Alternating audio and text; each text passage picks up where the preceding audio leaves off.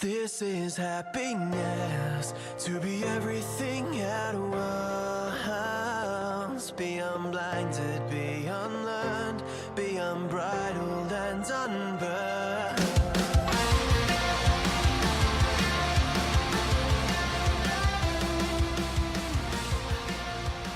Hey guys, welcome back to a brand new episode of Mood Prep. My name is Dave Nixon, and today I'm going to talk about what it actually means to play below your potential. What I mean when I talk about that, actually. So recently, one of my friends posted on her Instagram story, shout out to Nat, love you Nat, that if you reply with a heart in her DM, she'll pick one of her favorite Instagram photos on that and share it in stories and so forth. Anyway, so then when I did that, and she posted something, and then she then shared with me. By the way, I haven't done this with everyone else that shared theirs with me, but I will. From there, I shared it, and so then people would see it in my stories, and then they would reply to and DM me with the love heart, and then I would post my favorite picture of theirs. And what I ended up, I don't know if he meant to do this or not, but his old me running options. What I decided to do was then start to also give my 2 cents on what I thought of the individual. I mean, it sounds like I'm judgmental right now. Maybe it was judgmental, but what I thought of them and what they were doing and what I really liked and what I sort of started to see was how I was viewing them and their potential, completely on my side of the framework, right? Like it was completely looking at it and going, here's what I can see in a small little snippet, lots of love from Dave at DD Nix, in case you're curious. And one of the things I recognized there is that I naturally looked at it going, how is this person currently playing below their potential? And what do I mean when I say that? How could this person step up to their potential? Right? And when I use those terms, and I mean, I heard that so much in marketing and advertising and overused so much, so to speak, that, start playing, performing to potential and using that term heaps. And it's sort of like, I'm like, it didn't really sit with me for ages. And then working with the coaching room and really learning about leaning into your edge is a term that they use, that I use now as well. And understanding that potential is simply like unused excellence, right? Or undiscovered territory of our ability to contribute to the world. When I saw potential in those two spaces, I started to realize that me not liking the word potential was actually me not playing to my potential. And so in doing so, when I speak to people and when I look at their viewpoint and work with them on what they're doing, it's really looking at going, okay, like here's your strength, but what is it that you could do that could open up your potential and broaden your awareness, broaden what you bring to the table? And I've talked a little bit about it this last couple of podcasts around subjectivity and objectivity and developing our strengths. And you'll hear I'll make Gary Vaynerchuk talk about double in on your strengths. And I'm all for that. I am all for going like, what is your fucking strength? And just go deep on that. Hey, like go deep, because there's depth and there's breadth.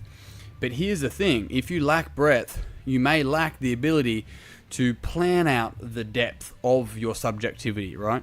Maybe you'll lack the ability to see how your objectivity is impacting other people around you. And if you do that, then you're losing potential, because you now cannot explain and communicate the objectivity and articulate that, right? Here's a perfect example of potential is Neil deGrasse Tyson. Now, if you don't know that name, you should look it up. Neil deGrasse Tyson, the astrophysicist, he is heavily in this objective world, right?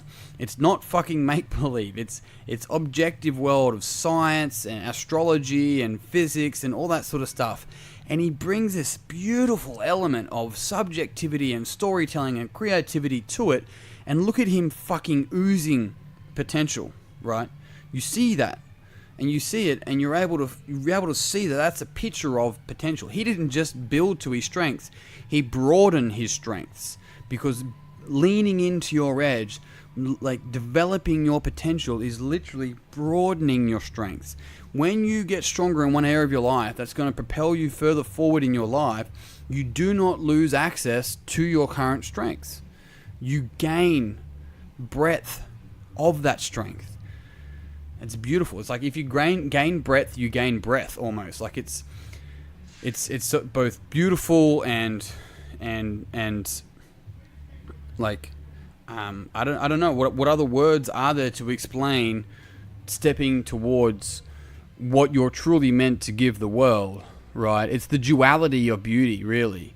And the duality of beauty is looking at this structure and also this being, this essence that comes forward from you. And maybe it's the other way around. Maybe it's the relaxation, the flexibility in your essence that you allow yourself, give yourself permission to bring forward, because a lot of the time we trap ourselves in our strengths because we're taught that's how we will avoid pain. Now, we were taught that at a fucking young age, usually, and because of that, we stick to it, and we're like, no, it works. It works so much that I'm in a lot of pain. It's like, you could let go of that, and you're an adult now. You know, even if you listen to this and you're 18, you're an adult. You're on the way. You're on the journey. You are unfolding. It's your choice on how you want to step into, like, think about it. Like, I don't mean to sound corny here. We're one fucking month into 2019. What are you going to do different this year that's going to allow you to live your best fucking life? Hey, because you're just not getting it again. You just don't get this time again. I mean, how much longer are you going to hold yourself back out of fear of what other people are thinking of you? You know what's even worse than that? The potential thoughts that they might think of you, and you stop yourself from doing what it is that you genuinely want to do. It's got nothing to do with them. But that's an example. That's an external reference. That's an external authority. Your potential lays in internal reference. What is it that I want? Right? And then you see, well, what does this person think of that? If that's what arises straight away, you run a strong external reference program, right? It's called a meta program. Now, if that's the case, your potential doesn't lay in that strength.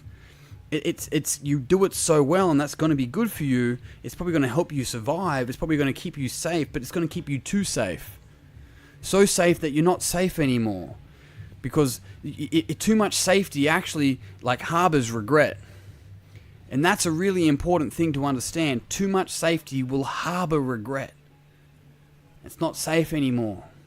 You become resentful, right? And when you become resentful, it's everyone else's fault, and they cop it. So there's this bind that how I want to live my life is maybe not, if I'm running from past patterns, may not be the best thing. What's the opposite? And then where can I find somewhere in between? Right? Because we look at the reasons why we stop ourselves from doing what it is that we truly want to do, and start to think about, are those reasons justified?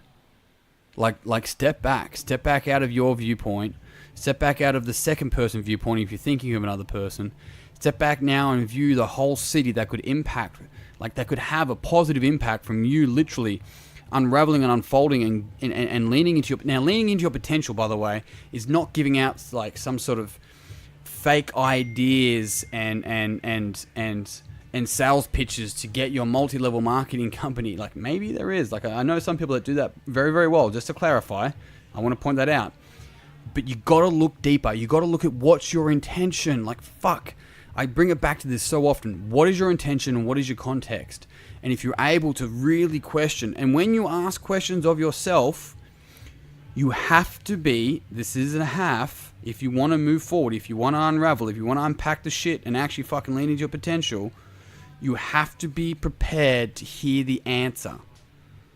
When you ask questions, when you move from self-reflection to self-questioning, you have to be prepared for whatever answer arises. And let it, just see it, let it, and sit with it for a little while. And if it makes you feel sick, maybe there's some truth to it. Maybe there's some truth to it. And if there's some truth to it, the question is, what are you going to do about it? And that's the question I'm going to leave you with. So, team, thank you very much. If you found this podcast beneficial, it would mean the world to me if you would pass it on to someone else that you think would also find it beneficial. Like I've mentioned before, keep an eye out. We have the Mood Prep Weekend on the March 9th and 10th here in Canberra. Tickets will go on sale this week. If you're in the coaches circle, which will turn to Mood Prep U soon enough, you can come for free. Everyone that's coming gets to spend 2 days with myself. I'm going to go through all the concepts that I talk about, from integral theory to the Enneagram, all of that, and making sure we set some serious intention about what it is you want to get out of that weekend. And you can leave that weekend thinking about exactly what it is you want to get out of the rest of the year and beyond. So if you're interested, by all means, hit me up. Otherwise, jump on Facebook, search Mood Prep Online, jump in there. There'll be information in there. Team, that's it. I'm out. Thank you very much for tuning in. Until tomorrow, peace and pizza. Kick today in the dick. Slay the dragon. I'll see you soon. To be everything at once, be unblinded, be unlearned, be unbridled and unburned.